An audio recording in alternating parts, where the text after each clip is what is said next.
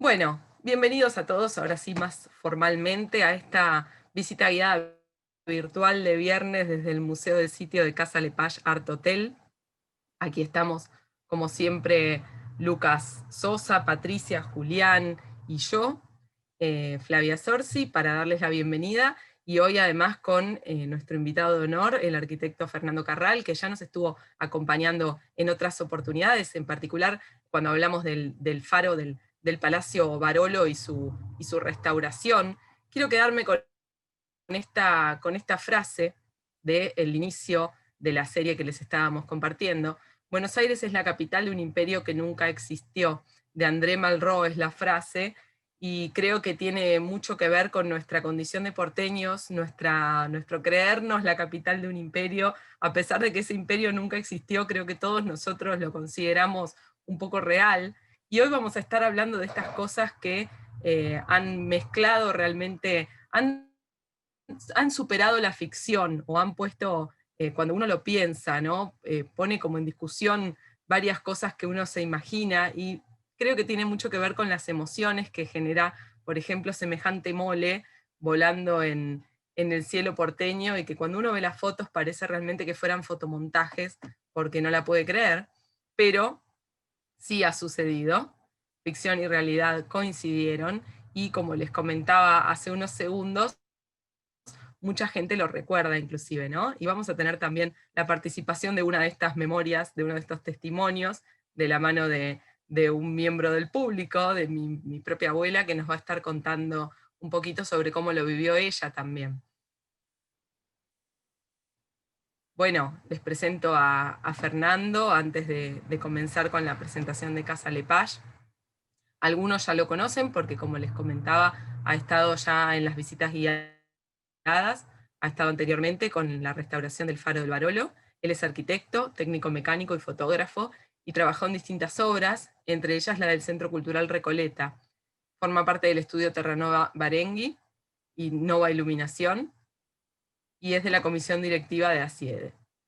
Así que aquí lo tenemos por segunda vez a Fernando, esta vez contándonos sobre un evento que tiene algo que ver con el Barolo, ¿no? Recordamos todas esas imágenes en las que el Graf Zeppelin sobrevuela el Barolo y se juntan dos gigantes, cada uno con su idiosincrasia detrás, ¿no? Ya estuvimos hablando de la idiosincrasia que guió la construcción de estos enormes palacios en estas nuevas capitales del mundo, en estas capitales de imperios que finalmente nunca existieron, y mucho de eso tiene también el Graf Zeppelin como una demostración del poder de un gobierno que estaba queriendo formar un imperio, ¿no? Estaba queriendo volver a ese pangermanismo tan discutible y que, bueno, tan deleznable. Pero el Zeppelin sigue siendo el Zeppelin, y las emociones que ha generado están ahí, lo haya hecho quien lo haya hecho. Y de eso también vamos a estar discurriendo hoy con Fernando. Como siempre, estamos hablando desde Casa Lepage Art Hotel, este magnífico edificio en el casco histórico de la ciudad de Buenos Aires, que también tiene su conexión con lo que vamos a estar hablando hoy. Bueno, por supuesto estuvo debajo de este vuelo del Graf Zeppelin, pero además tiene su conexión porque, bueno, el Zeppelin nos sobrevuela en 1934, muy poquitos años antes. El edificio de Casa Lepage había tenido, en ese momento Pasaje Belgrano, ¿no? Había tenido la intervención de nuestro querido arquitecto Alejandro Virasoro, quien le había cambiado el lenguaje arquitectónico, llevándolo hacia el Art Deco, al edificio preexistente, justamente en un intento que tiene mucho que ver con este clima que se vivía en la época, ¿no? Este clima de la década del 30, que si bien era un momento de crisis, a partir de la crisis de la bolsa en Estados Unidos, también en Buenos Aires siguió siendo un momento de mucho optimismo y de mucho progreso en distintos aspectos. Uno de ellos es la arquitectura, que se dotó de estas vanguardias, como el Art Deco, protagonizado por Alejandro Virasoro, y es uno de los ejemplos, pues, Casa Lepage. Aquí vemos algunos de los detalles arquitectónicos de ese estilo, en las líneas rectas, en el uso de las geometrías, en el despojar las fachadas de todo tipo de ornamentación, o dejarles muy escasa ornamentación, en una especie de reacción a lo que era la arquitectura neoclasicista y academicista preexistente. En realidad no preexistente, sino que eran contemporáneas, porque también estuvimos a lo largo de nuestras visitas guiadas viendo numerosos casos de edificios contemporáneos, pero que aún continuaban con el estilo arquitectónico anterior, que tan bien recibido fue en nuestra ciudad de Buenos Aires, que intentaba siempre emular las capitales europeas y crearse una historia que no poseía. El edificio, como les decía, fue modificado en la década del 30, en esta década del 30 de la que vamos a estar hablando hoy, por Alejandro Virasoro, pero era un edificio anterior, en un edificio que había sido construido hacia fines de 1800, en 1890 aproximadamente, como les comentaba, con un estilo mucho más cercano al academicismo, ¿no? Al academicismo francés. En 1923 es que lo adquiere la compañía de seguros La Continental y le encarga a Virasoro esta obra, que tuvo que ver con el cambio del lenguaje estético, pero también con algunas modificaciones relacionadas con el higienismo y con la mejor circulación del aire y de la luz. En este edificio en el que se había construido a fines del siglo XIX, se emplazaban distintos locales comerciales, uno de ellos es el que le da el nombre hoy día aún al hotel, la Casa Lepage, que también habla un poco de todo este boom de la tecnología y de las comunicaciones que nos permiten tener tantas fotos y filmaciones del Zeppelin en la década del 30 sobrevolándonos, ¿no? En realidad se trata de una propiedad con una historia mucho más larga y compleja, que pudimos retrotraer gracias a las excavaciones arqueológicas y a los estudios históricos a ellas vinculados, y que se dieron a partir del año 2004 con la última restauración del edificio a cargo de la arquitecta Ana María Carrio. Esta historia nos llevó hasta principios de 1600, con una gran cantidad de depósitos arqueológicos que estuvimos trabajando en muy buen estado de conservación, y que terminaron conformando parte de la colección tan importante de lo que hoy es el Museo de Sitio, desde donde hacemos esta serie de visitas guiadas.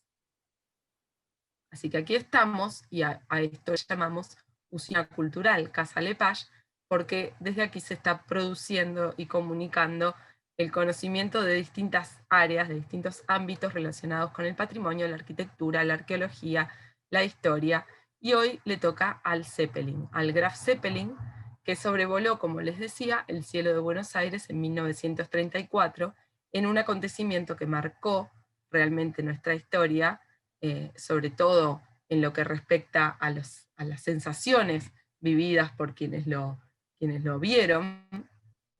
Así que podemos decir que, de alguna manera, en esa oportunidad, ficción y realidad coincidieron. Vamos a ver un poquito este video para meternos bien en el tema, y después ya le vamos a dar la palabra a Fernando para que comience a comunicarnos su investigación sobre este acontecimiento tan importante. ¿Ahora sí? Perdón. Decorado de techos bajo un cielo de estaño. Escenario para el asombro.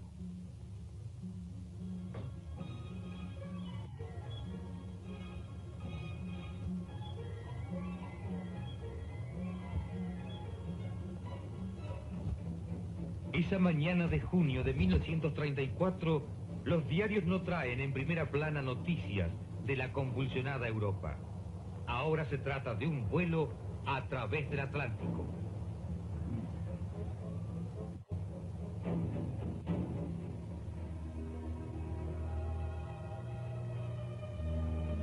El Graf Zeppelin llega a Buenos Aires, y el porteño, un poco escéptico, que fuma tabaco negro y mira al cielo, tiene que ver para creer.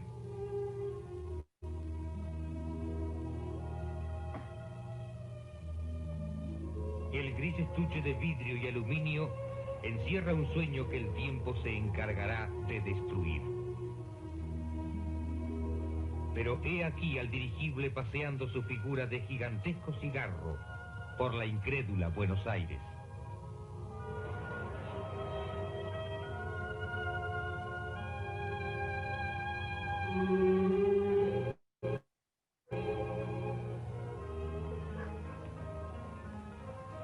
El fin de su viaje es Campo de Mayo y la curiosidad se traslada de la ciudad a la pista de aterrizaje.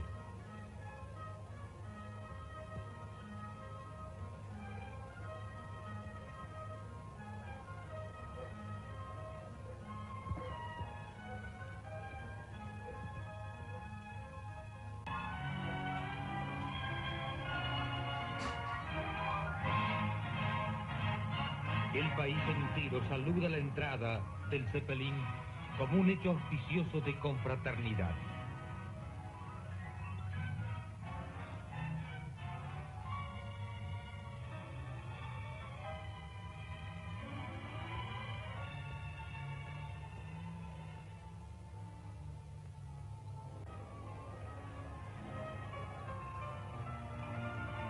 La figura del comandante Eckener pronto capta la simpatía de todo el mundo.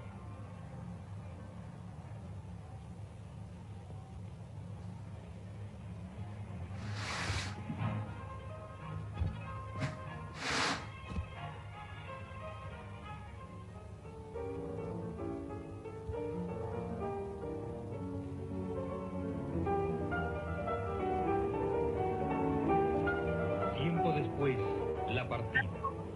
Todos quieren estar presentes en la maniobra del despegue.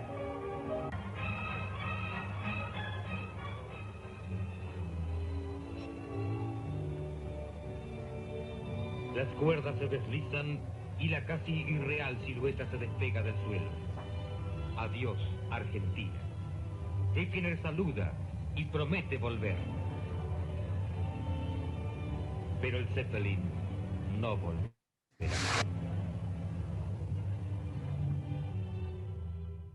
Bueno, Flavia, como les contaba el video, sí.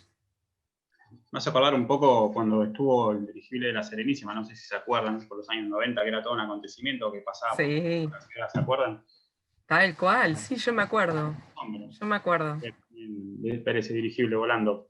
Una historia más reciente, pero similar en ese Pero bueno, sentido, ¿no? En cómo se aglomeraba la gente para verlo. Sí, es cierto. Quería destacar una cosa que decía el video y que también estaba en uno de los titulares de la prensa que dio cuenta de este suceso, Caras y Caretas en particular, que se leyó como una rúbrica, dice Caras y Caretas, de esta confraternidad entre Argentina y Alemania, ¿no? Fíjense la importancia política y estratégica que podía llegar a tener uno de estos hitos en la historia de la aeronáutica en ese momento y todavía hoy.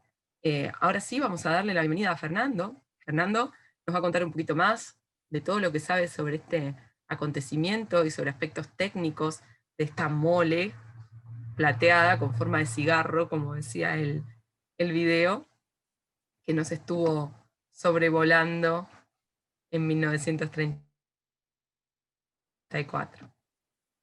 Fernando, Sí, todo tuyo. hola, Hola, buenas te tardes. escuchamos perfecto. Ah, bueno, perfecto. ¿Cómo te va, Bueno, Fernando? ¿Cómo estás, Fernando? Bueno, contanos un poquito de dónde surgió este acercamiento entre vos y el Graf Zeppelin.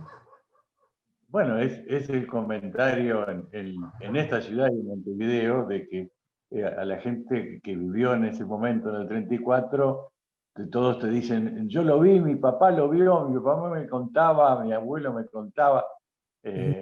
Todos tienen un recuerdo imborrable de lo que fue el Zeppelin. A cualquiera de nosotros es difícil entender qué magnitud tenía esto. Yo creo que si el transbordador espacial que está en este momento trabajando en el espacio diese una vuelta sobre Plaza Congreso, no nos llamaría tanto la atención como pasaba en este momento. Estuvieron casi todas las capitales del mundo cumplieron el sueño de Julio Verne de la vuelta al mundo en globo, en dirigible. Recorrió el Zeppelin, recorrió el Polo Norte, fue en una investigación científica, un vuelo sobre el Polo Norte.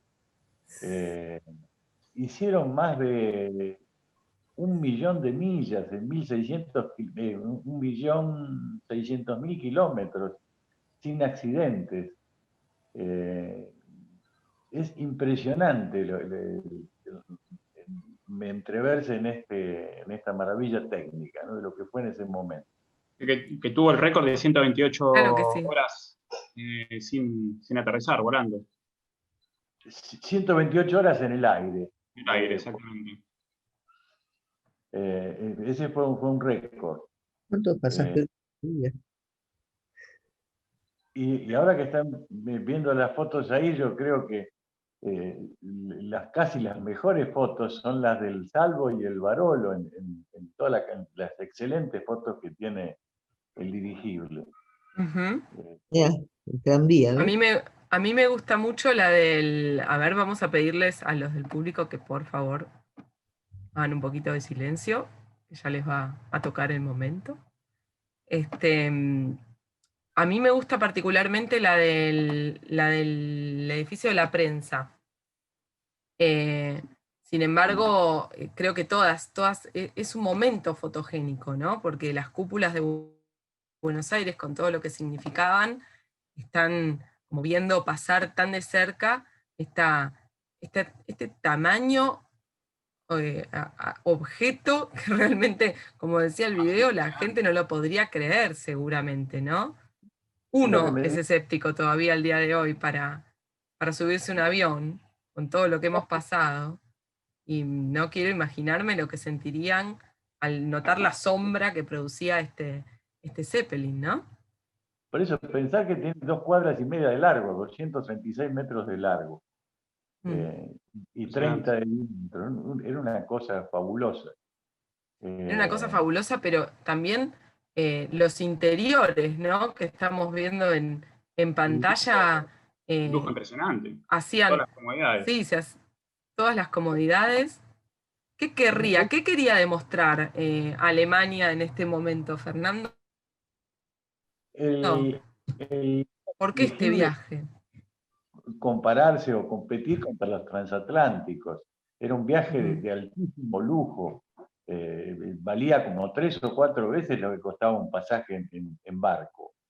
Por supuesto, era más rápido. Imagínense lo que eran las vistas desde el dirigible y poder pararse, quedarse quietito arriba de la bahía de Guanabara y ver eso, y quedarse 1 hora mirando un paisaje como ese.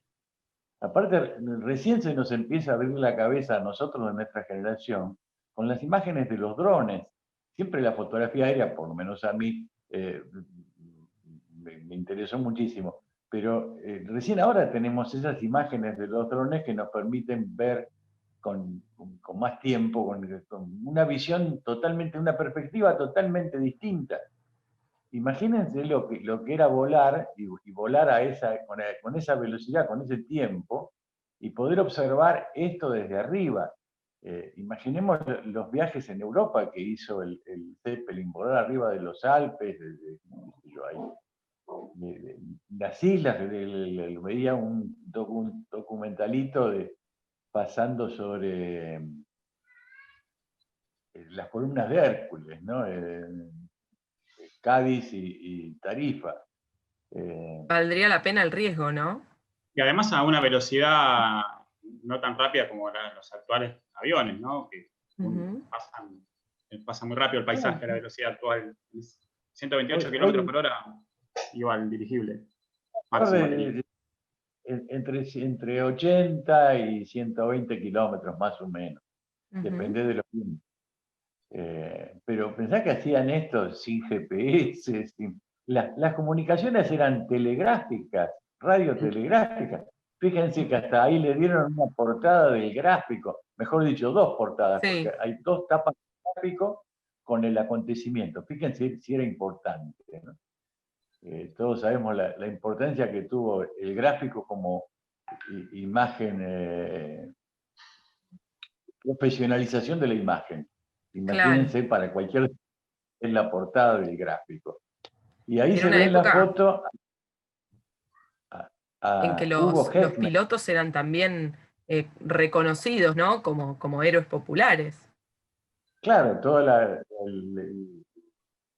lo de Saint-Exupéry, por ejemplo, lo de Jean Vermont. Newbery. Newbery, la aeronáutica que estaba en crecimiento en esa época. Claro. Primero formó parte del eran ejército, estrellas, ¿no? Hoy no conocemos a los pilotos. Y bueno, hoy en día tomamos un avión a Europa como si fuera un colectivo, ¿no? Claro. Ya no tiene ese gusto. Claro.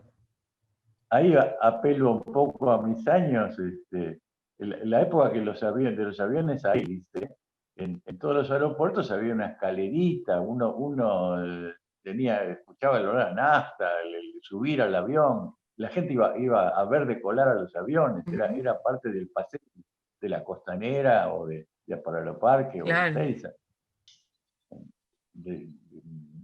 Había como una sensación previa al vuelo, o el vuelo de simplemente ver el objeto. Bueno, perdón. Claro, bueno, hoy tendemos a naturalizarlo, pero de eso se trata la historia, ¿no? También de desnaturalizar todo esto que hoy vemos como algo ya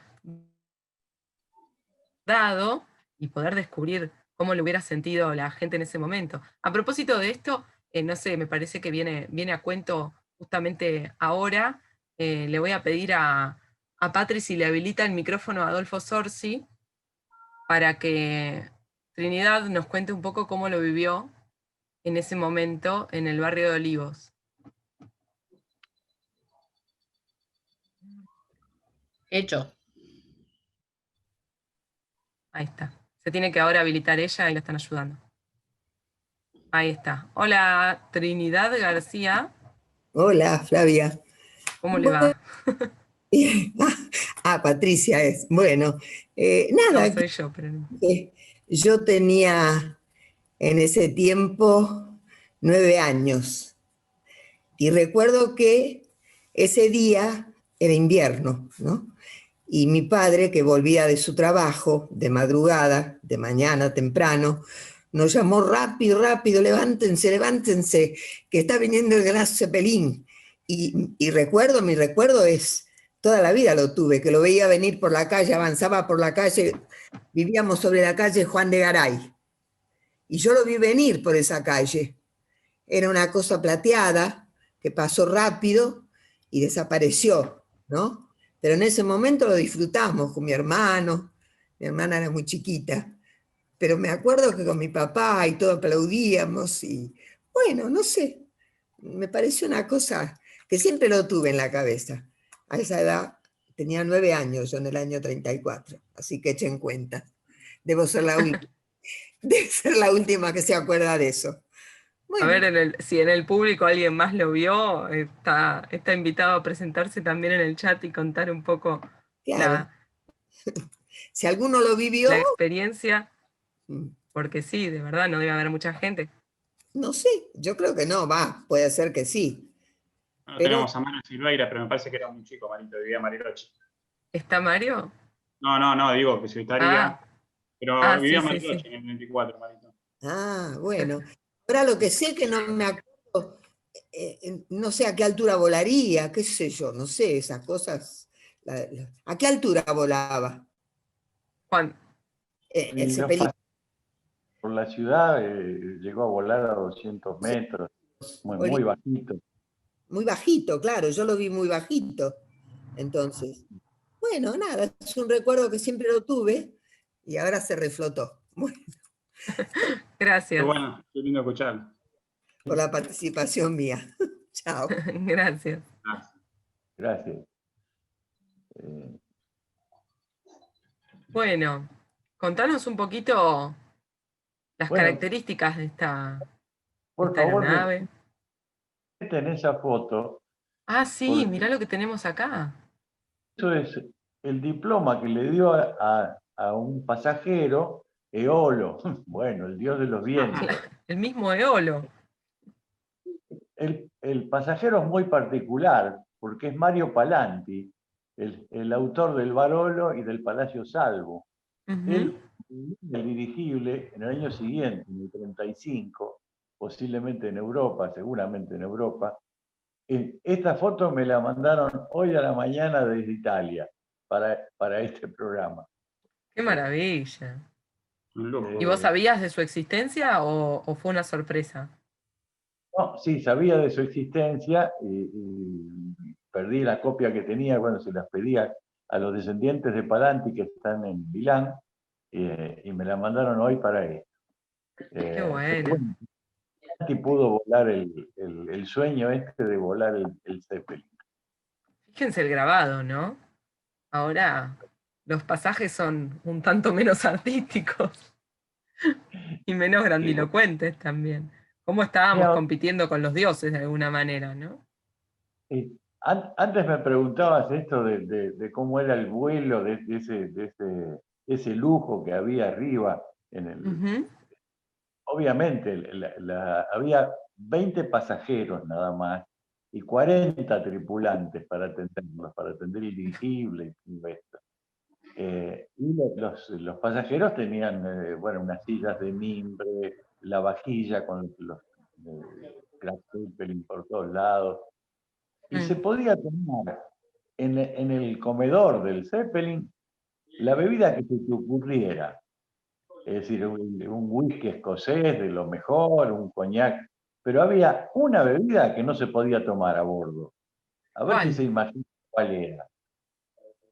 Hay una bebida muy particular, muy famosa. Imagínate, si no, nos morían de sed. Champán. Champán el mejor, lo que quisieras, el mejor champán, el mejor whisky, pero había una bebida en particular que no se servía a bordo.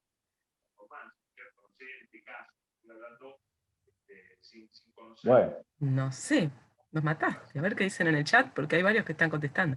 Cerveza, Coca-Cola, preguntan si era por cábala. La cerveza, por el peso, la cerveza es casi todo agua, y el dirigible tendría que ser mucho más grande si llevaban toda la cerveza que se iban a tomar en el viaje. La cerveza claro, bueno, siendo alemanes, había que hacer la salvedad. Claro. Qué bárbaro. No dejo de pensar en la escena de Indiana Jones.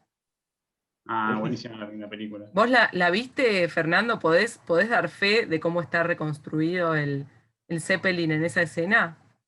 ¿El interior? Hay unas cuantas licencias, pero hay muchas cosas en común, muchas cosas que fueron así. Por ejemplo, los pasajeros dormían en unos colchones de duvet espectaculares, pero la tripulación dormía en hamacas paraguayas, como si fueran en un barco, dentro de esas... Después hay una foto de eso. ¿De las hamacas? Sí, creo que sí, ¿o no? En uno de los... Me parece que... Ah, entonces no, entonces me equivoqué. Ahí lo tenemos al Zeppelin. Acá lo podemos ver en altura. Ahí está ven allí el Ministerio de Guerra. Sí, Estado Mayor Conjunto.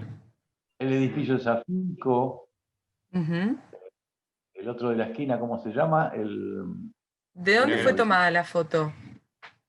Al Zeppelin, como homenaje, lo siguieron 2 escuadrillas de aviones, 2 escuadrillas de 3 aviones cada una.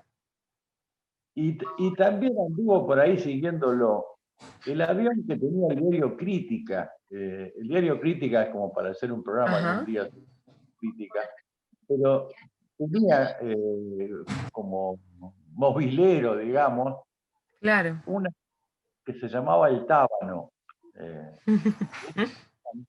Siguió al dirigible. Y muchas de las fotos a él... Perdón, no escuché.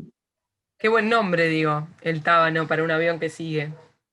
Claro, porque el eslogan de Diario Crítica era así como yo soy el tábano que Moscardón. le Claro. como para despiertos, algo por el estilo. Por eso era el Ajá. nombre de el tábano.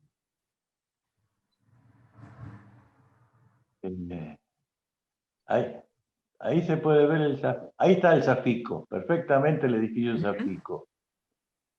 El que El estuvimos hablando hace modernismo, poquito también. una maravilla, una maravilla. Una maravilla de Bien, edificio.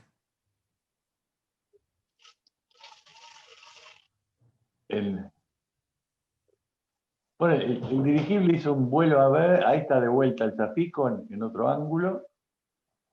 No me puedo acordar en la esquina cómo se llama el de Corrientes y Alem. Comega. Comega.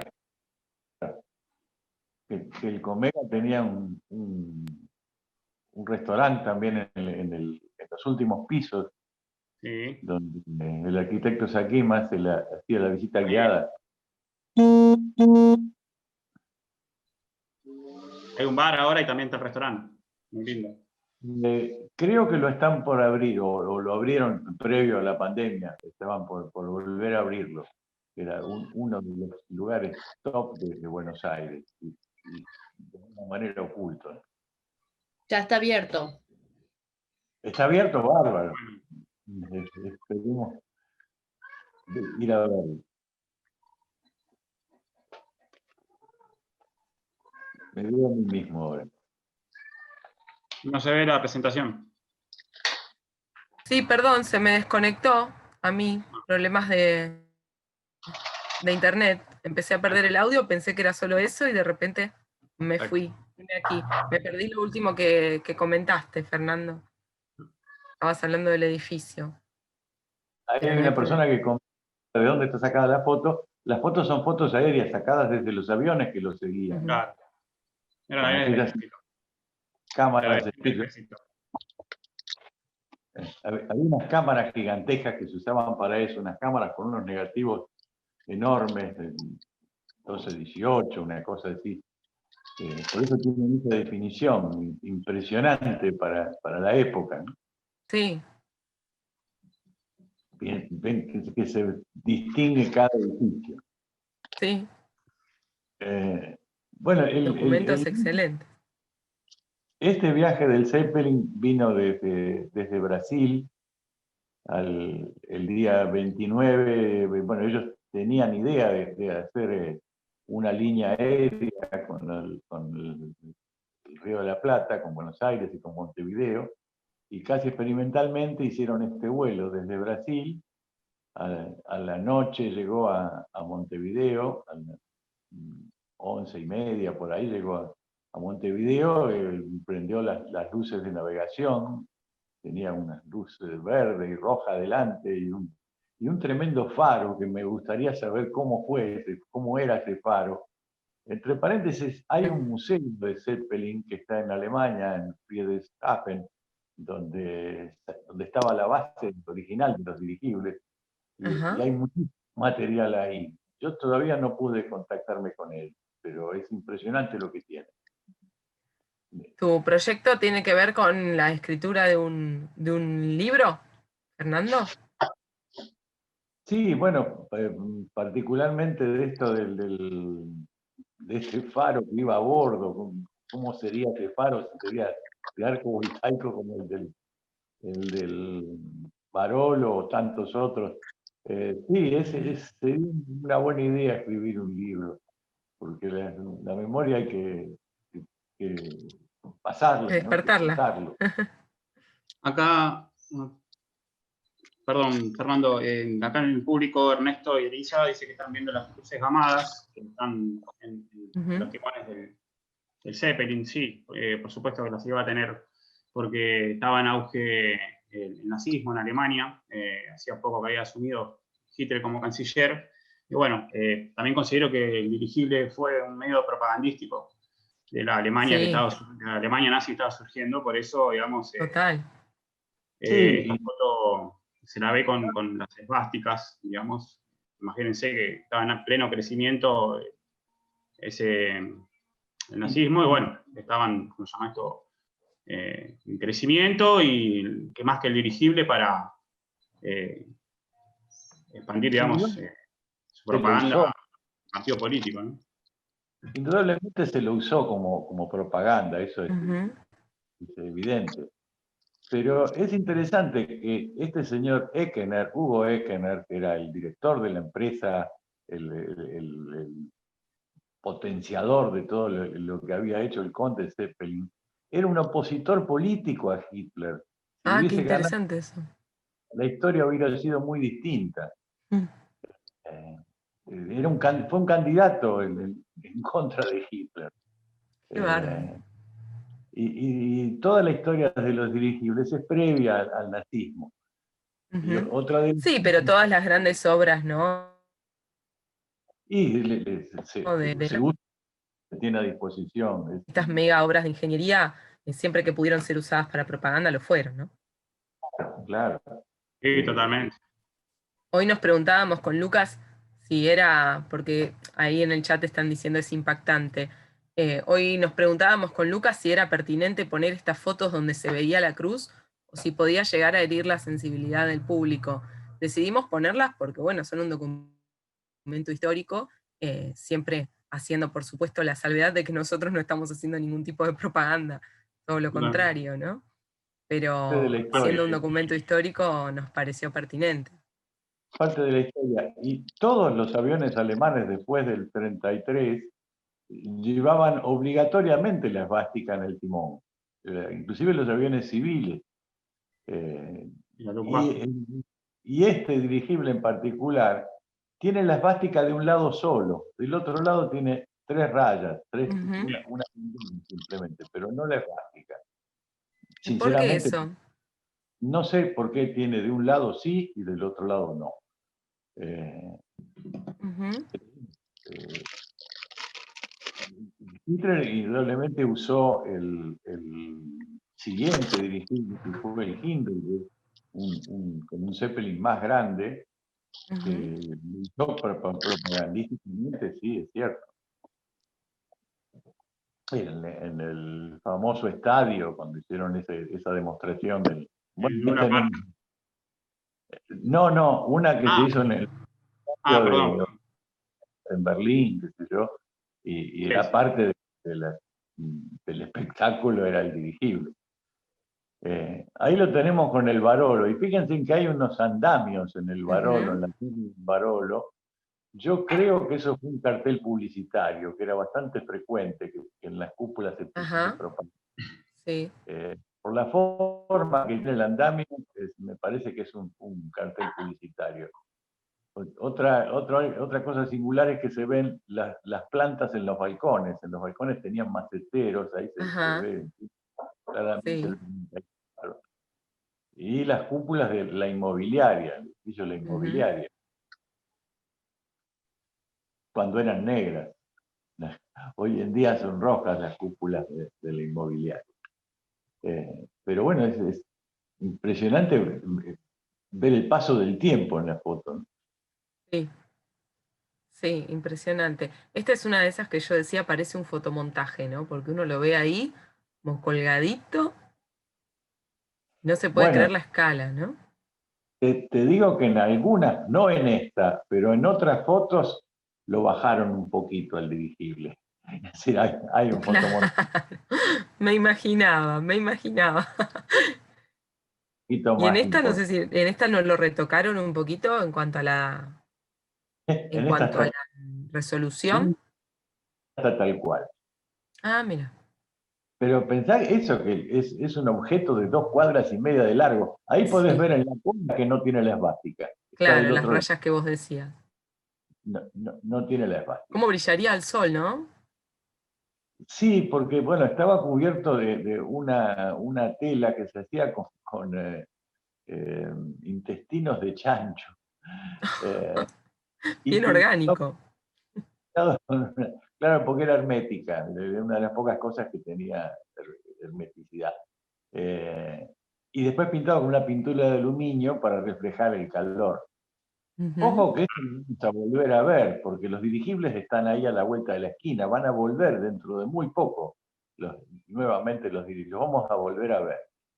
Qué bueno. Porque hay muchos problemas que a través de la informática se solucionan. ¿Cuáles eran los problemas de seguridad más importantes que tenían los dirigibles? Bueno, estos dirigibles, el principal riesgo era el hidrógeno. Piensen que estaban llenos de un gas explosivo, porque el monopolio del helio, que era el gas no combustible, lo tenían Estados Unidos, no le vendían el helio. Entonces estos obligadamente tenían que usar hidrógeno, que era más barato y más volátil. Pero terrible, la explosión de hidrógeno es terrible. Entonces no se podía ni prender un cigarrillo, me imagino. Prohibido fumar.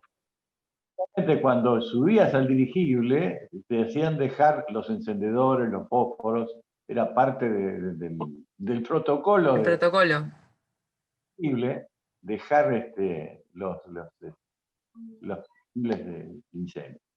¿Y la cocina estaría aislada de alguna manera entonces? La cocina era totalmente eléctrica, no había gas.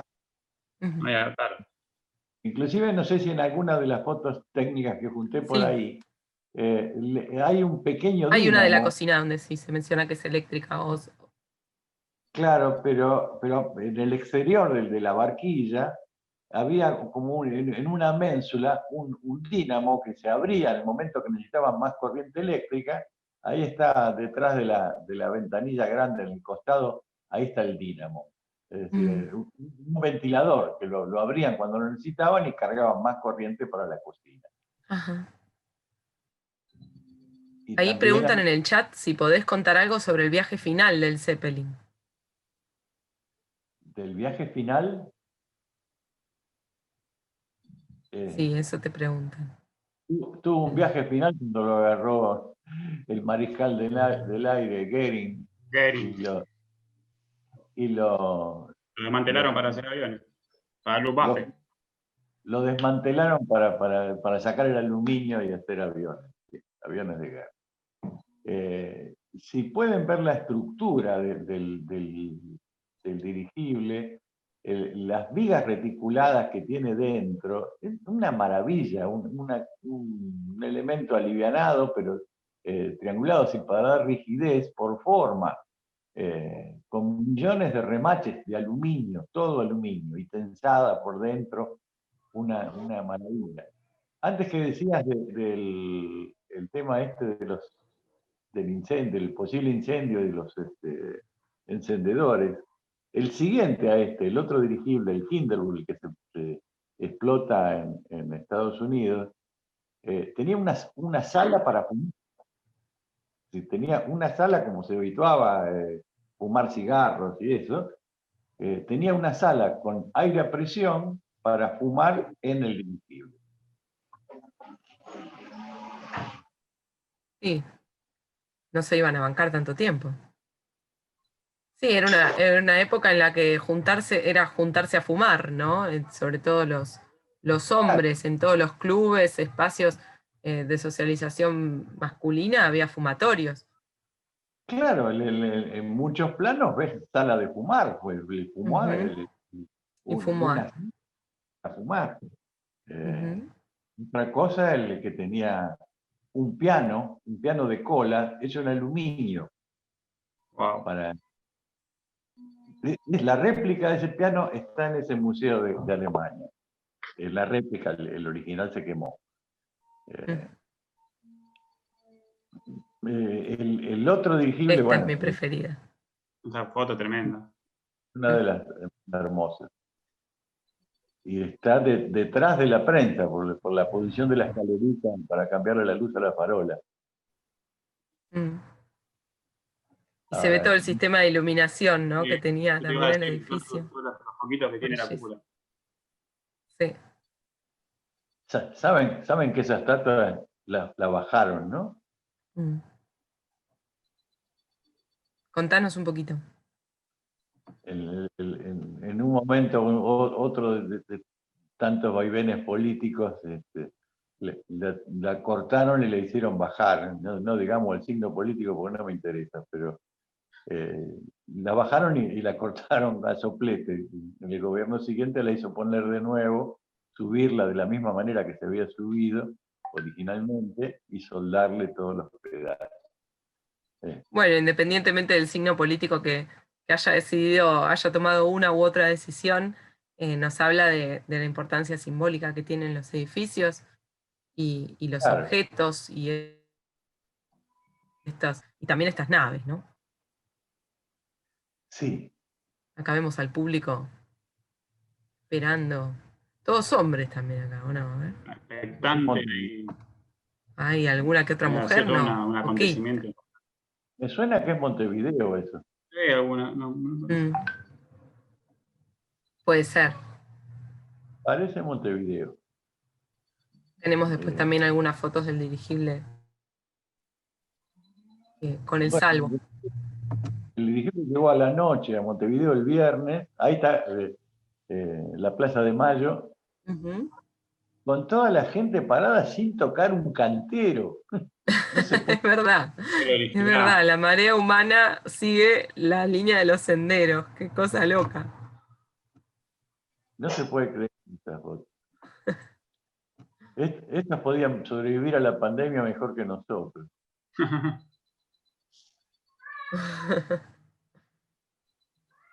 Otra de cuando fue a Campo de Mayo, se produjeron un embotellamiento gigantesco con los autos. Fíjense que no había tantos autos como ahora. No, No había ni el 10% de los autos de ahora. Y hubo un embotellamiento. Sí. Eh, Según el ejército dice que fueron 18.000 autos, que me parece que es un número enorme. 18.000. Sí, no sé si será verdad, pero me parece que demasiado. Parece exagerado el Mucho, número. no, parece exagerado, ¿no? Me parece exagerado. Pero puede ser. pero sí, sí que fue mucha gente. Sí, sí. Otra de los leyendas que sale ahí de que recorrió el trazado de lo que iba a ser la General Paz, que eran un descampado, pero estaba trazada la General Paz, y el dirigible siguió la trayectoria. Claro, haciendo el borde de la capital. Claro. Lo tenemos en postales, lo tenemos en estampillas, ¿no? de Bueno, distintos años. el tema de las estampillas. El movimiento de correspondencia era más importante y más redituable que el transporte de personas. Claro, Entonces, por eso claro.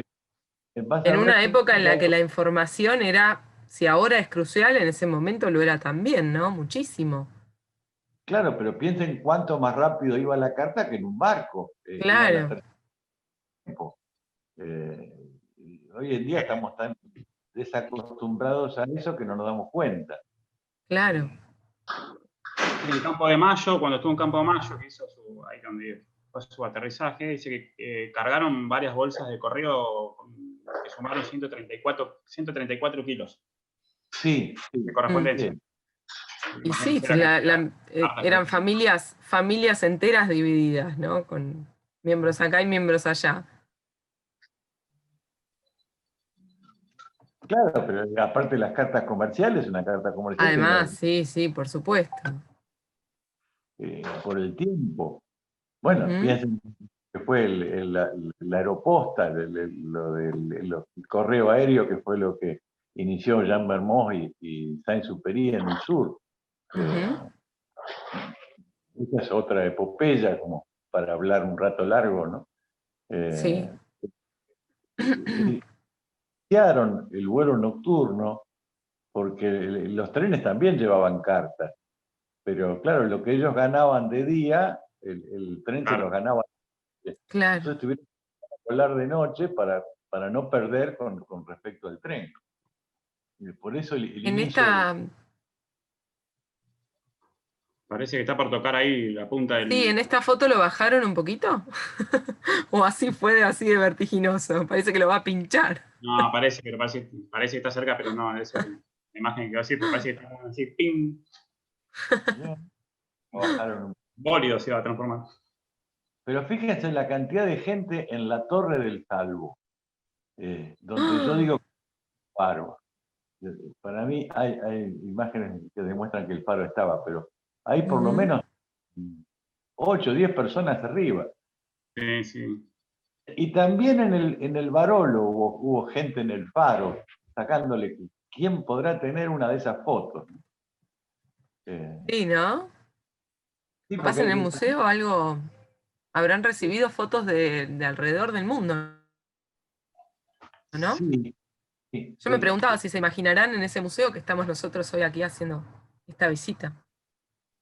yo creo que hay que establecer un contacto con este Sí, museo. habría que contactarlos.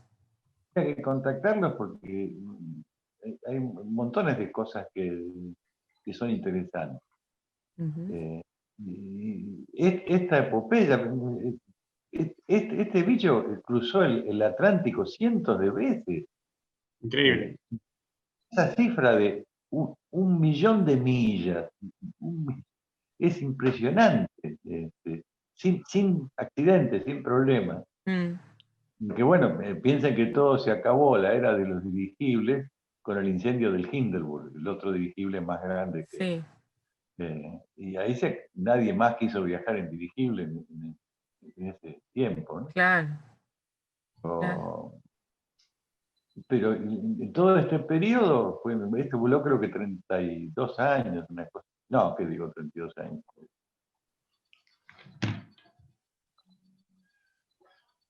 Ahí están las barquillas, con los 5 barquillas con motores de 550 caballos. Esta otra cosa interesante, lo que fue la publicidad, cómo la publicidad Sí, utilizó este Usó el como, dirigible para vender claro, sus productos, cantidad. ¿no? hay una de Geñol por ahí. Sí, ahí Eh, después aparece. no sé si se piensa Una que me que gusta. mandaron un responsable para hacerle el cuento del viaje. Ujú. Eh, Recién hablábamos con el arquitecto Saquín que había una discusión de qué argentino voló primero en el Zeppelin.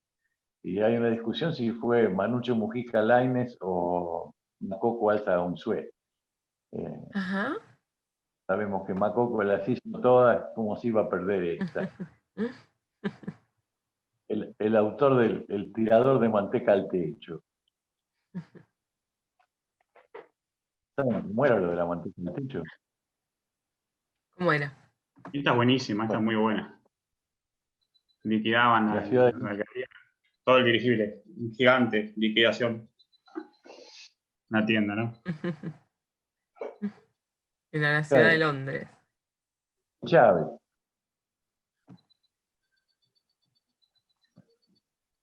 El Cepelín, están los tangos, el que quedó en la historia popular, Cepelín con rulos, millones de cosas se siguieron diciendo Ujú. del Zeppelin mucho después. Del Zeppelin. Yo creo que esta daba más para precios inflados, ¿no? Precios inflados y que se van para arriba. No me suena muy a liquidación un Zeppelin. Parece más inflación. Está para abajo. Ahí está la de Geñol, Acá está la de genial.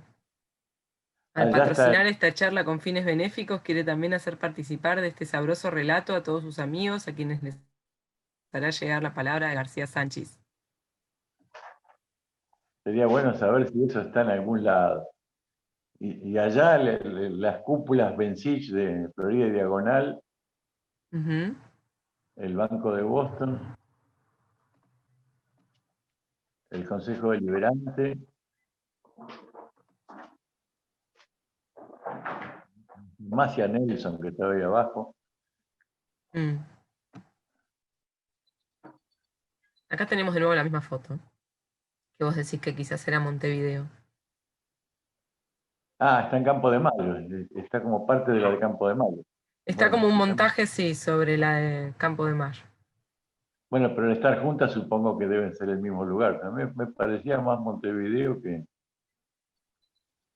No, pero acá se ah, ven edificios, ¿eh? Sí, No, sí, sí. no. Es todo eso, era todo sobre Buenos Es una Aires. foto sobre la otra, pero son de lugares distintos, puede ser que sea Montevideo como vos decís. Bueno, acá tenemos un planito. Contanos.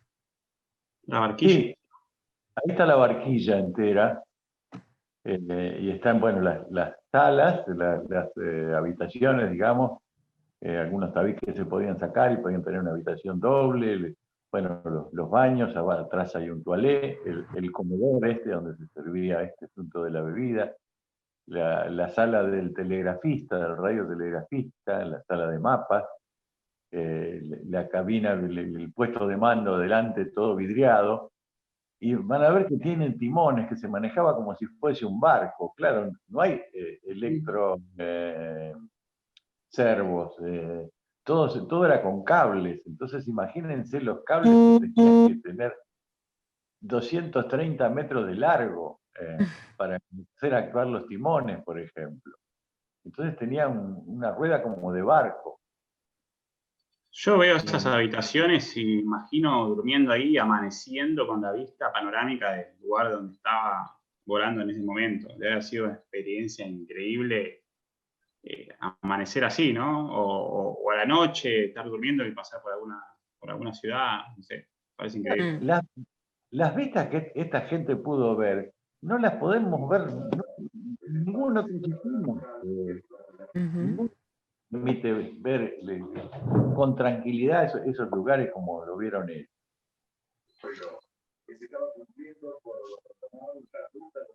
Acá tenemos la cocina. Fernando, ¿te puedo hacer una consulta? No,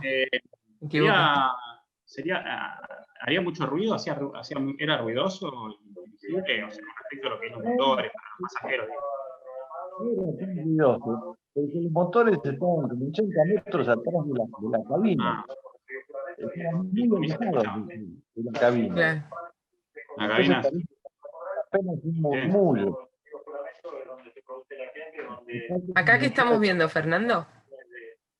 La de arriba es la sala del radiotelegrafista.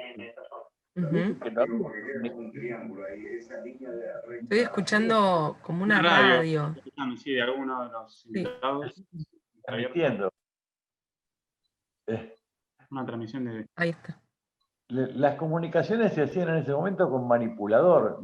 Mi viejo era radiotelegrafista de avión, justamente. Ajá. Un código Morse. Estamos en el principio de las comunicaciones. Y la de abajo es la sala de los mapas, donde trazaban el rumbo del dirigente. Sin GPS, sin grandes navegadores tendrían para hacer semejante.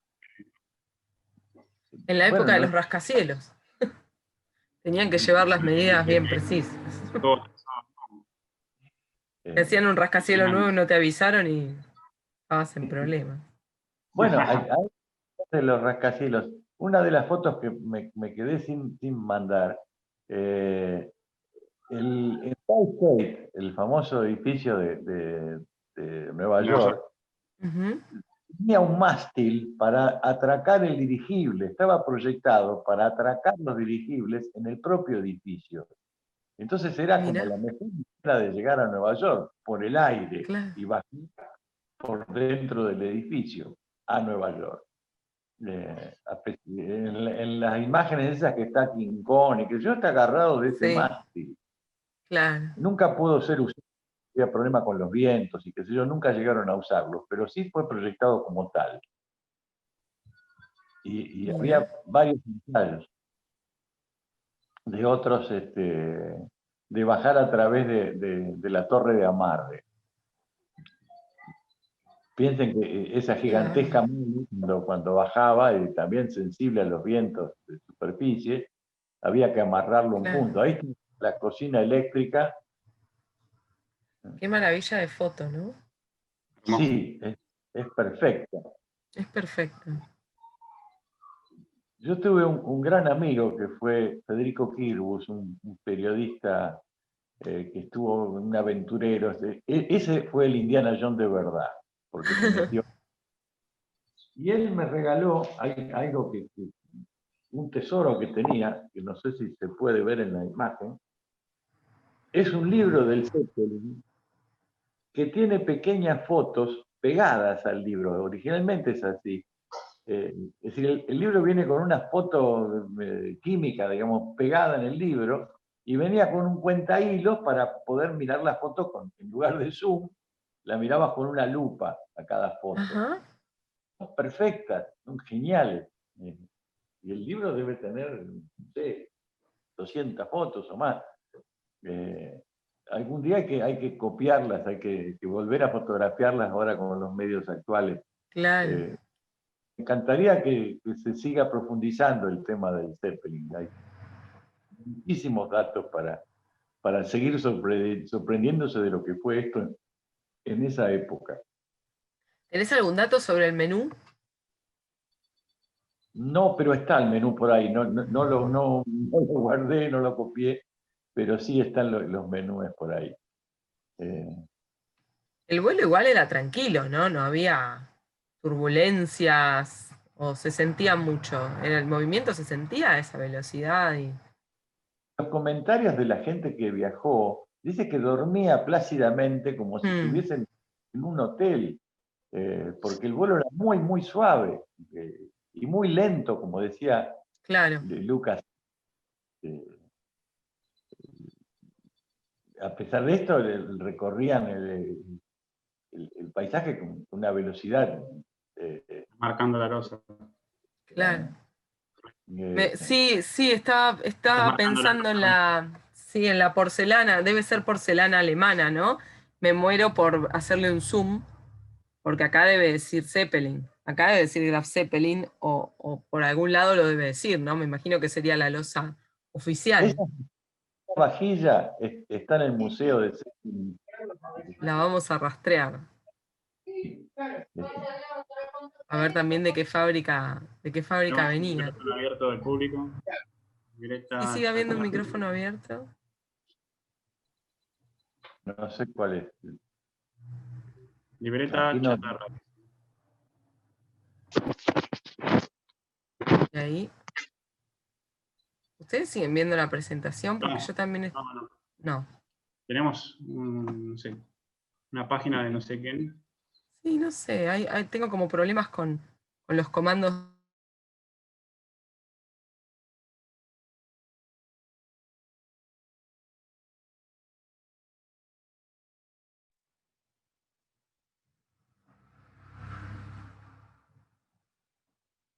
Digo que estoy teniendo problemas yo con los comandos de la máquina. Menos mal que no manejaba el Zeppelin. Ahí está. ¿Volvimos a escucharnos? Sí, yo puse todos en silencio de nuevo para cortar todos los ruidos, porque no sé, no llegábamos. Ahora sí, perdón, ¿eh? Pero creo que ahora estamos. Bueno, lo que veían en pantalla igual viene a cuento, recién cuando cometí ese error involuntario, y después vamos a estar charlando de eso. Es una nota muy linda sobre los tangos relacionados con la aeronáutica, muy, muy detallada la nota, y está citada en nuestra presentación para que la vean con detenimiento todos los que les interesa el tema del tango, porque hay numerosos tangos dedicados a pilotos, a viajes, a hitos en la aeronáutica. La otra vez mencionábamos el tema del Plus Ultra. Bueno, hoy también lo mencionamos a Saint-Exupéry y a Newbery, todos personajes que tenían también mucho que ver con el ambiente del tango. Y hoy vamos a estar escuchando el tango El Zeppelin al final. Creo que hace falta un programa, un episodio para el Plus Ultra. Para el Plus Ultra, sí. Estuvimos hablando muy, muy poquito cuando presentamos la Reserva Ecológica Costanera Sur, pero sí, sería muy interesante, sí. Bueno, me propongo. Dale, claro, cuando quieras. Cuando Ahí ves quieras. el timón de profundidad y todo, que ves que es como un barco, porque tenía que mover cables gigantescos. Y fíjense el detalle de las vigas alivianadas. Claro. Sí, son huecas. Bueno, de esto los alemanes sabían por los autos de carrera, ¿no? Ajá. Bueno, acá tenemos las entrañas. Wow. Ahí está increíble. La profusión de esas vigas livianísimas. y tensadas. Ahí se ven dos anillos en el principio de la foto, que es donde va la proa, donde va para mantener el eje. El dirigible tenía un pasillo que recorría todo el fuselaje de punta a punta. Estamos hablando de 2 cuadras de largo, ¿no? El pasillo, barandas, todo parece que era limpísimo. Y hay otra donde se ve, en otra de las fotos, que se ven unas escaleras gigantescas para armarlo desde afuera. La foto aparte es extraordinaria. Ahí están las barquillas de los motores, que fíjense que tiene una escalerita, porque en vuelo la tripulación iba hasta el motor a trabajar con él, a controlarlo, a ponerlo en marcha. Estas góndolas separadas. Y estos tenían motores Maybach. El contraste con el caballo. ¿Abajo hay alguien a caballo o yo estoy loca? Sí. Hay una persona con un caballo. Algún caballo que se le escapó al motor. No sé si estará tomada justo en un hipódromo la foto, o si notamos este contraste tan también todavía típico de la época entre lo que era la tecnología de punta y la tecnología heredada de siglos y siglos, ¿no? Sí, debe estar en algún campo hípico. Algo Parecería, así, ¿no? Que están... caballos atrás también. Porque debería aprovechar también los espacios abiertos. Claro. Sí, parece ser un militar.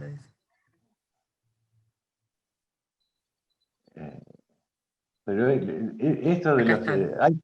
ahí está la de las escaleras. Increíble. Son las Son como unas escaleras... carretas. ¿Perdón? En las bases de las escaleras se ve como unas carretas.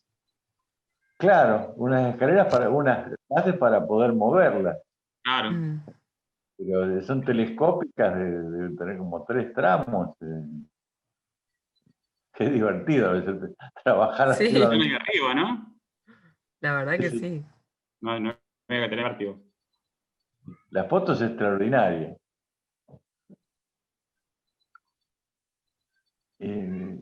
Otra que vi por ahí, el tema del agua de lastre. A ver si se ve el dínamo acá. No se ve el dínamo. Acá está en Campo de Mayo. Sí. Ahí en la barquilla se ve al capitán Ernst Lehmann. Cuando aterrizaron en Campo de Mayo, y un grupito de soldados de la compañía de amarre que creó el Ministerio de Guerra para cuando el dirigible llegó a Mayo, porque se eligió el Campo de Mayo para que aterrice semejante artefacto, ¿no? Después de haber hecho su show aéreo sobre la ciudad, se dirigió hacia Campo de Mayo para aproximar y aterrizar ahí. Primeramente se iba a aterrizar en la base aérea militar del Palomar, que hoy es la actual Primera Brigada Aérea. Pero bueno, hubo un decreto que salió tardío del Senado y no se pudo construir ese mástil de amarre que había uno que se había construido en Pernambuco, ¿no, Fernando, en Brasil? Que era para sostener el dirigible cuando estaba en tierra. Sí, y en algunos de esos mástiles la gente bajaba a través del mástil. Eso es lo que después se replicó en Estados Unidos, el Empire State, de bajar a través del mástil. Hubo varios de esos mástiles que permitían descender por ahí. Claro, lo que había pasado acá es que se demora, o sea, se había probado que en un momento que sea el lugar el Palomar, pero después, bueno, se demoró como 20 días la construcción de ese mástil de amarre y finalmente se elige Campo de Mayo que era el lugar más adecuado por la cantidad, digamos, de espacio que había para que semejante bicho aterrice en algún lugar, ¿no? Y también por los colimbas, porque 200 soldados que eran de claro, Palomar. había que sujetarlo. El dirigible, en cuanto empezaba a descender, tiraba unas sogas que se dividían como en racimos para que lo trajesen a Sí, las vimos pulso. en una de las fotos, después podemos volver. Formaron 5 grupos entre esos 200 soldados, que eran 2 para el frente, 2 para los motores 3 y 4, y había un grupo de reserva también. Así que mucha gente movieron para para... Y viste el lastre. Yo no entendía cómo tiraba, cuando decolaba, tiraba el agua del lastre. Sí, tú Claro, averiguado el agua. eso. No, Después se lo abastecía de vuelta. seguramente bajaban una manguera y debían bombear agua porque los bomberos estuvieron presentes en el aterrizaje. Entonces, Sí. enviaban un dirigible que pisaba y lo hacía bajar como lastre, y después, para decolar, tiraban esa agua. Dentro del cuerpo del dirigible hay gigantescas bolsas para contener esa agua, que se usaba como lastre de esa manera. Pero yo no entendía cómo, cuando decola tira el agua, y generalmente se la tiraban arriba a los soldados que... Te habrán dado un chapuzón hermoso. Sí, hay una imagen por ahí bajando en Londres, que lo vienen a buscar los Boy Scouts para bajar. Acá está la imagen de cuando está aproximando a Campo de Mayo, ¿no? Después hay unos planitos también de cómo se organizó todo, porque por supuesto que iba a haber público presente para... Sí, todo esto que vemos acá es público, ¿o no? Ahí se ve, bueno, un perímetro de 400 metros para el público, para que nadie se acerque, y se había prohibido fumar, o sea, nadie podía fumar ni siquiera al aire libre. Porque, buena foto, no la conocía. ¿Cómo? Buena foto, no la conocía. Ah, sí, es de la prensa, la foto. Mirá vos. Bueno, ahí está llegando, ¿no? A Campo de Mayo. Hay varias fotos más de su aproximación y después ya cuando está aterrizado. Incluso están los planitos, ahora los vamos a ver, de esa compañía de amarre que se formó. Ahí está yendo, después de haber pasado por la ciudad, está yendo para Campo de Mayo y está fotografiado, por supuesto, para la cuadrilla que lo venía escoltando. Ahí se ven. Del lado y bueno, acá en la aproximación, ¿no? Muy cerquita ya para tocar tierra, lo que es el Campo de Mayo. Y bueno, acá cuando llega, o sea, había todo un sistema de grupo de gente que lo esperaba, como fue, por ejemplo, la Dirección General de Correos y Telégrafos, para el servicio postal, el enlace radioeléctrico que tenía, para las comunicaciones. También había una cobertura de clima por la parte de lo que es el Servicio Meteorológico Nacional. Estaba la escolta de la aviación del Ejército, como se pudo ver en la foto anterior, que está fotografiado volando hacia Campo de Mayo. Y también estuvo el Departamento Nacional de Higiene, que creó postas sanitarias para el público, por si pasaba un desastre o algo, ¿no?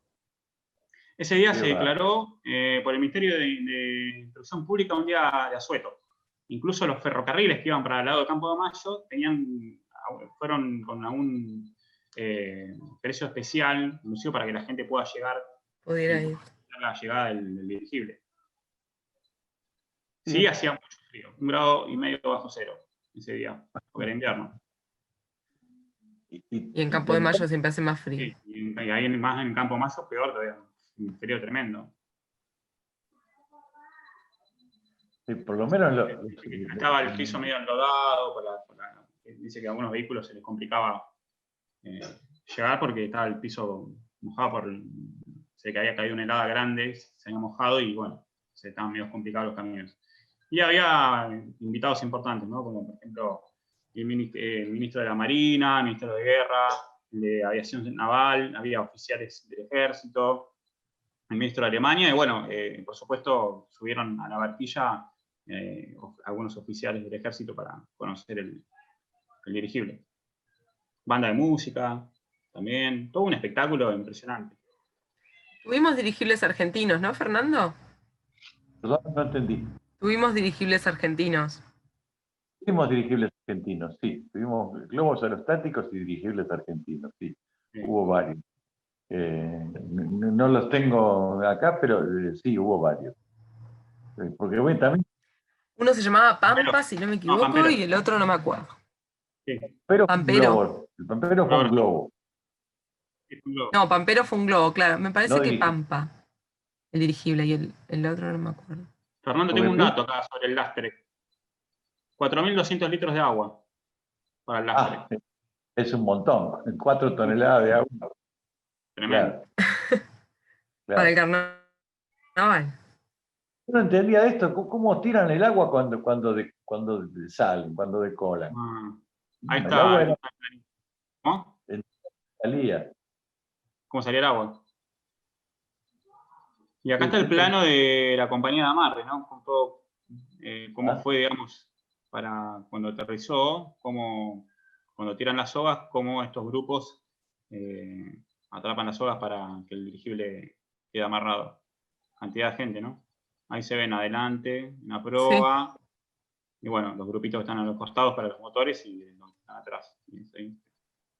viento. Sí, claro. Claro. Hay que ver cómo estaba el viento ese día también, ¿no? Fundamental. Siempre en contra del viento. Como los aviones. Claro, como lo Claro, sabía. sí, siempre. Acá se ven las sogas. Claro, hay unas fotos ya con todos los grupos de soldados conscriptos y algunos también participaron suboficiales y bueno, oficiales que estaban encargados de toda esta compañía, ¿no? Todavía la Fuerza Aérea todavía no era un arma independiente, pertenecía al ejército. Recién en el 45 se independiza como arma, como aeronáutica argentina. En ese entonces pertenecía al ejército todavía. Era parte del ejército.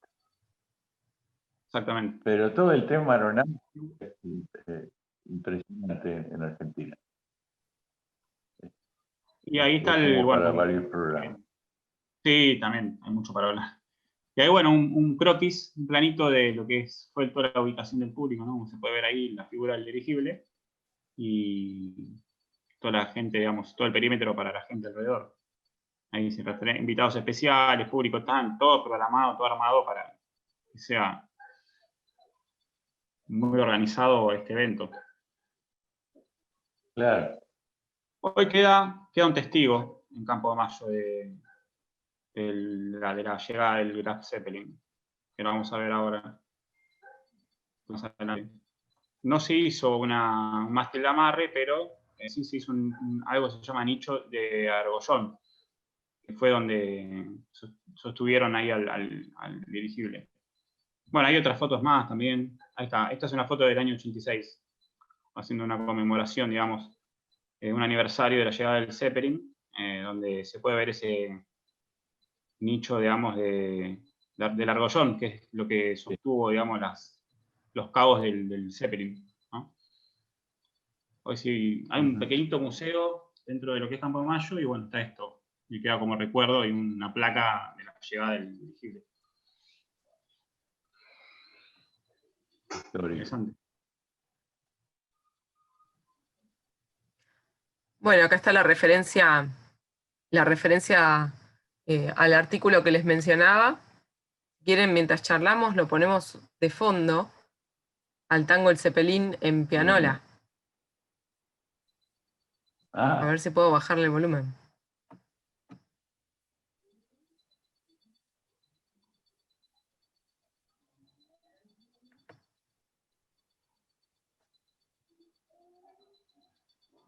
Es una pianola, sí, un piano mecánico. Es una pianola, sí. Lindo. Qué hermoso. Sueño con Quiero Perú. bajarle un poco el video, pero no puedo. No se Para escucha. variar.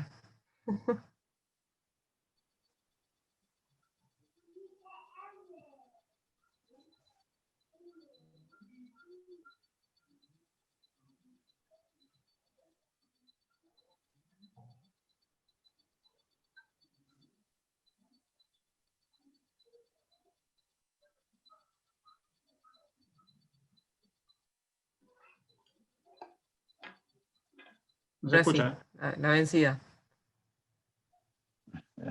Ahora. No. Lograste que quede bajo, pero no se escucha. ¿No se escucha? No. Debe ser lo de compartir de nuevo. Bueno, les juro que es muy lindo. No, ahí va, ahora sí. Canta vos, Fla. No, es instrumental además.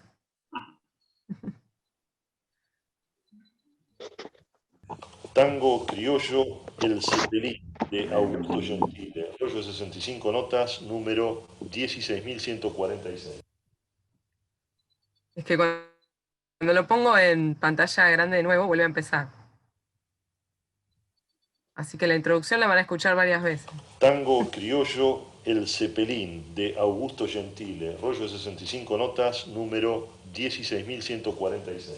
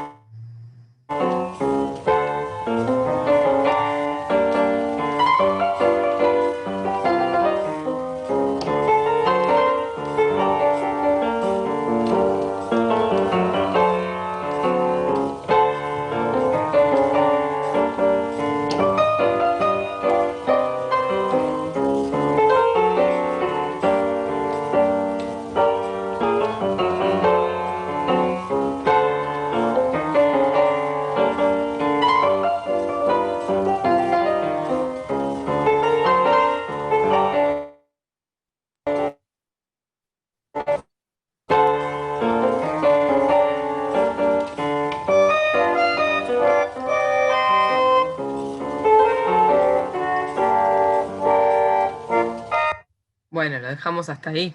Así seguimos escuchándonos entre nosotros. Pero sí, preguntan si es una adaptación de un piano común. Bueno, es una de las estrellas la pianola, ¿no? Como tantos otros de estos instrumentos que se tocaban prácticamente solos. Pero sí, básicamente es un piano común en su funcionamiento, solo que está mecanizado el tema de las notas que está interpretando. Un piano con código binario. Claro. Claro, una mezcla de cajita de música con piano. Bueno, Sí. como decíamos, los grandes tarjetas acontecimientos Tango criollo en la El historia Cepelín. de nuestra ciudad y de nuestro país quedaron muy, muy marcados en nuestro cancionero popular. Y bueno, muchos homenajes se hicieron a través de los tangos. También hay un par de temas de folclore relacionados con la aeronáutica. Y hay algunos tangos dedicados a los cepelines nuestros, argentinos también. Además de, como decíamos, a los pilotos, al Plus Ultra, a los globos, hay muchos también sobre los globos. Bueno, para más información sobre eso los remito a la nota que les mencionaba, que estaba citada anteriormente en la otra diapositiva.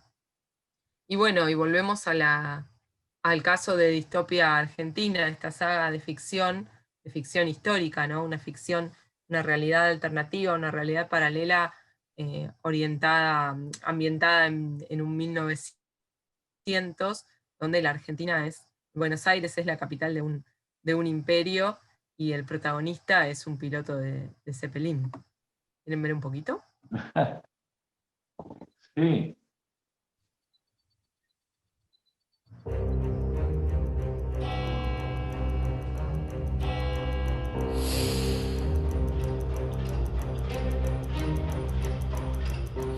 Los tiempos han cambiado, Mariscal. Esta guerra se está es un poco más anguloso, ¿no? El de la serie.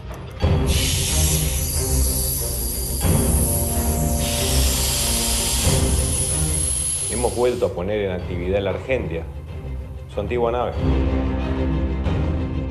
Discúlpeme, señor ministro. Ustedes bien han sabido continuar esta guerra sin mí. Se equivoca usted, Mariscal. No he venido hasta aquí buscando a alguien para continuar la guerra.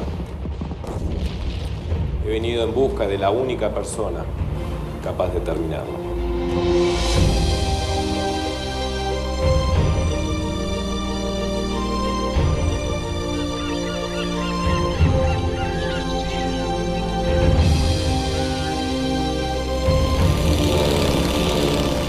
Es un suicidio, Phineas. No sabes a lo que te enfrentas.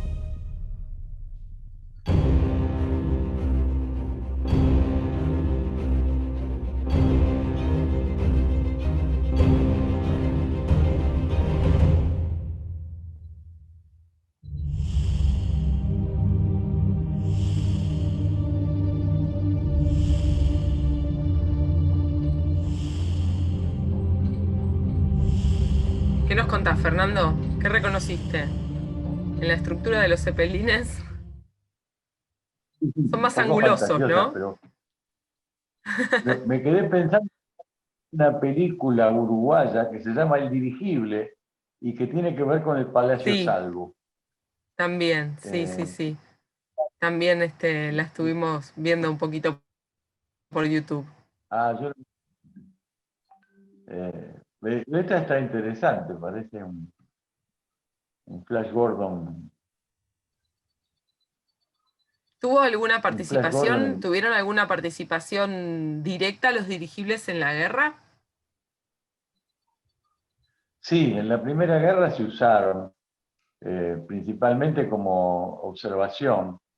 Le llamaban el barril de manteca. Tenían una persona con teléfono en un barril de madera y lo bajaban a través de las nubes. Entonces el dirigible quedaba por encima de la nube y bajaban a este observador.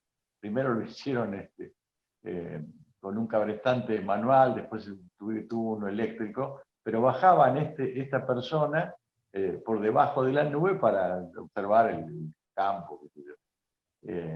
Lo que sí, bueno, obviamente que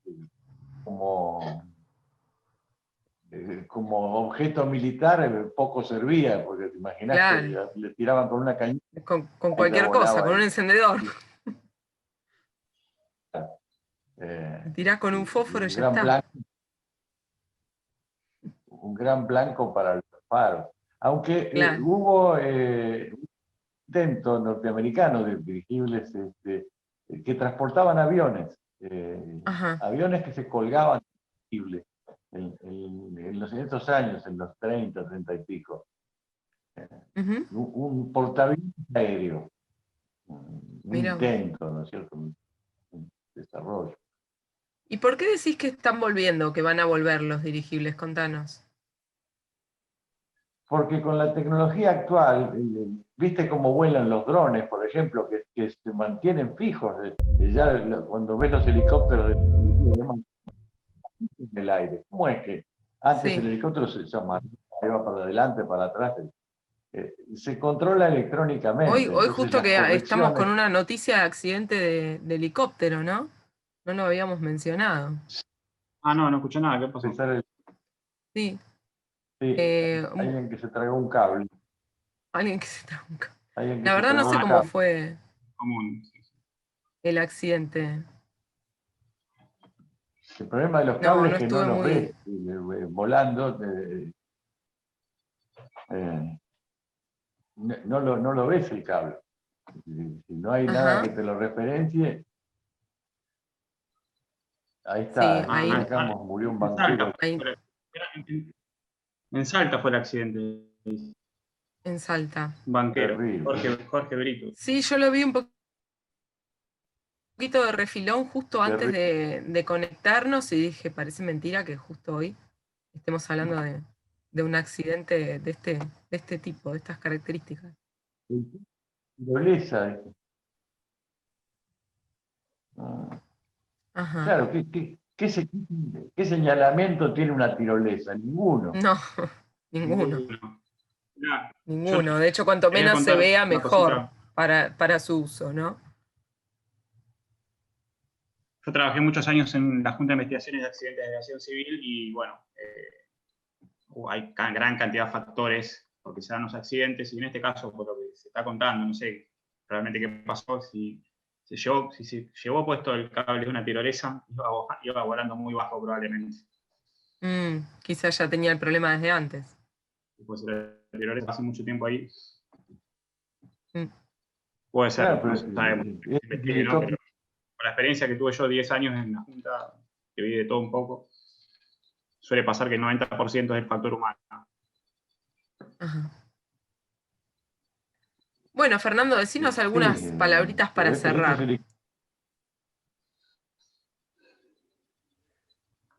Palabritas para cerrar, mirá, yo no lo cerraría el tema porque es tan apasionante, no sé, por lo menos a mí me interesa toda la tecnología que había atrás de estos elementos.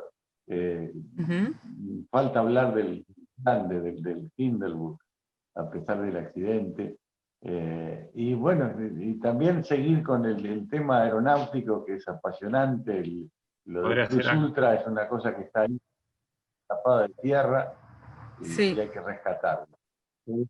Porque tiene que ver con la Avenida de Mayo. Lo dejo ahí. Lo dejas Tiene que ver con una persona. Ahí, dale. Y nos lo dejas para la próxima que vengas, Fernando, a contarnos más específicamente sobre el Plus Ultra. Yo quería decir... Ese avión lo tenemos en Luján y está perfecto. Está casi para volar. En el museo. Casi para volar. Bueno, habría que volarlo. Bueno, la idea era que volara. El dirigible creo que fue un monstruo de la ingeniería alemana y de cómo estaba en auge toda la industria que próximamente iba a ser bélica, ¿no? Estaba en un auge impresionante, desarrollo de aeronáutica, naval y tanto así también como en tierra. Un crecimiento gigante de lo que fue la Alemania, ¿no? En ese momento. Y bueno, era toda una época de desarrollo impresionante de estos artefactos. Esperemos los próximos. Van a seguir, se llaman Zeppelin NT, los nuevos dirigibles, inclusive aprovechan energía solar. Tienen motores eléctricos, montones de ventajas que tiene la técnica para solucionar los problemas que tenían los viejos dirigibles. ¿La idea transportar personas o la idea tiene que ver con otro proyecto? Con el dirigible vos podés transportar una carga al centro de la ciudad y ponérsela encima del edificio Cábana, que querés. Sin movimiento de grúas tremendas, nada. Lo ponés exactamente donde querés, en el medio de... No hay que cortar cables, no hay que hacer nada. Chau, gremio de camioneros. Sí, ya es un camión. Sabemos quién va a ser el primer paro, la primera manifestación contra el dirigible.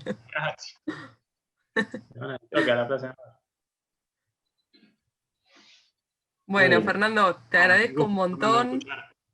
Un gusto volverte a escuchar con esa pasión que ponés por aspectos tan desconocidos para muchos de nosotros, aspectos técnicos, de la otra vez con el faro, hoy con el dirigible, y cómo nos mostrás cómo los estudios de ingeniería, ¿no? Y los estudios técnicos se pueden vincular con la historia y también con lo que representa esa historia en las emociones de quienes la vivieron y de quienes como decías vos, la rescatamos en la memoria, ¿no? Vamos construyendo memoria desde los aspectos más distintos y vos le ofrecés esa pata técnica con tanta pasión. Te agradecemos mucho. Gracias. Y bueno, también por supuesto... ¿Cómo? Las dos son de Verne. Las dos, tanto el faro del Barolo como esto del Zeppelin, son de Verne, son de Julio Verne. Sí, son de Julio Verne, tal cual. Tal cual. Son realmente grandes epopeyas que parece mentira, pero que fueron reales, ¿no? Y siempre está quien conserva esa pasión tan de Verne y intenta rescatarlas. Bueno, le agradecemos también a todos los presentes y a la gente de Casa Lepage Art Hotel. Ahí mientras charlábamos les pasamos, como siempre, la invitación a los demás eventos, las charlas desde la Galería de Arte y las charlas de turismo. Y nos vemos el viernes que viene para, esta vez sí, hablar de Rosas y su museo. Pero bueno, tampoco vamos a cerrar nada porque ya vieron que a veces tenemos algunas sorpresas. Bueno, muchísimas gracias a todos. Lo que sí sabemos es que nos vemos el viernes y que el tema va a ser súper interesante como siempre. Y sí, lo más probable es que estemos hablando de Rosas. Muchísimas gracias. Estaré por aquí entonces. Gracias a todos.